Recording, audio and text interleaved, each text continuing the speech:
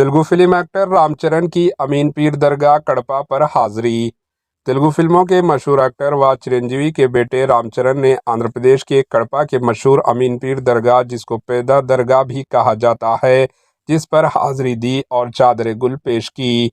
Actor Ramcharan ने उर्स की तकारीबात के हिस्से के तौर पर मुशायरे में भी शिरकत की। क़ब्ल वो हैदराबाद के बेगमपेट एयरपोर्ट से खुसूसी तैयारे में कड़पा पहुंचे। रामचरण की आमद की पेश नज़र फैंस ने बड़ी तादाद में पहुंच गए और उनके साथ सेल्फीज ली। Bureau report, HN news.